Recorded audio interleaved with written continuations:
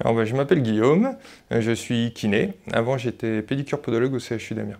Alors, j'étais donc pédicure-podologue, je suis arrivé au CHU en 2012 et donc ça faisait 3 ans que je travaillais en tant que pédicure-podologue avant de me reconvertir.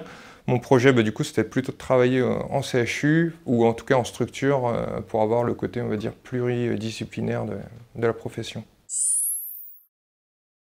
Dans mon quotidien à l'époque, on travaillait du coup en équipe pluridisciplinaire, donc avec les kinés, les ergothérapeutes et les psychomotriciens. De base, mon souhait était de devenir kiné. Et le fait de travailler en équipe avec eux, donc plus spécialement avec les kinés sur notamment tout ce qui est troubles de l'équilibre, m'a fait réfléchir à vraiment continuer ce que je voulais faire à la base.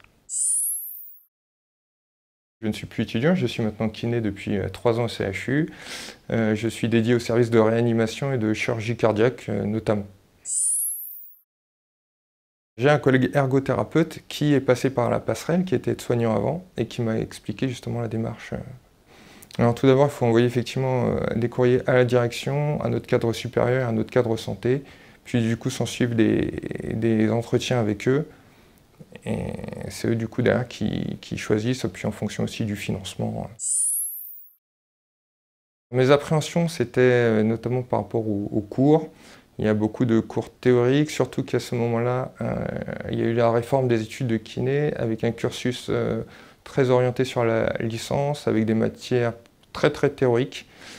Et n'ayant pas suivi de cours en médecine pour devenir déjà pédicure-podologue, il y avait cette appréhension de réussir sur des matières qui m'étaient inconnues. Et puis il fallait aussi allier le côté quotidien avec ma famille justement, et justement la reprise d'études qui demande quand même un certain sacrifice. Pas des passerelliens au sens propre du terme, mais effectivement des personnes ayant fait une reconversion aussi. Donc c'est vrai que là-dessus il y a eu beaucoup d'entraide entre nous, puisqu'on était à peu près tous du même profil, famille, allier les cours. Voilà. C'est certains week-ends à devoir rester à la maison pour réviser, à moins m'occuper de ma fille durant ces 4 années. Après, je ne regrette rien, je rattrape maintenant le temps passé, mais effectivement, ça demande quand même quelques sacrifices. Tout ce qui était biochimie, que je n'avais pas suivi à l'époque, et qui effectivement m'ont demandé beaucoup d'heures de travail pour bien comprendre. La partie en pédicure et podologie, c'est vrai qu'on a énormément de cours d'anatomie, de biomécanique, de physiologie articulaire, et toutes ces bases-là, on les retrouve en fait, c'est les bases de la kinésithérapie. Donc effectivement, toute cette partie-là a été très très facile pour moi pour poursuivre et comprendre.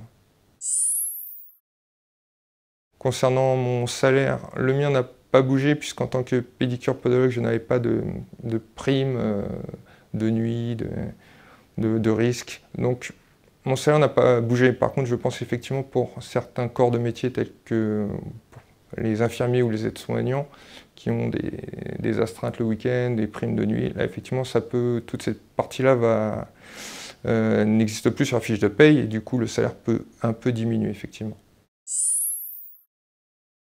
Pour l'instant, je m'épanouis pleinement dans ma profession. C'est une profession qui a en plus plein de spécialités, des connues comme la pédiatrie, la kiné du sport notamment, mais des moins connues comme la réanimation, la kinésithérapie vestibulaire. Donc non, pour l'instant, je ne compte pas revenir en arrière. J'avais beaucoup de doutes justement par rapport à ces cours très théoriques. Ça a été dur au départ. Je me suis demandé si c'était le bon choix. Et puis, en fait, je pense qu'il ne faut pas réfléchir au long terme et vivre vraiment jour par jour et se donner à fond de toute façon.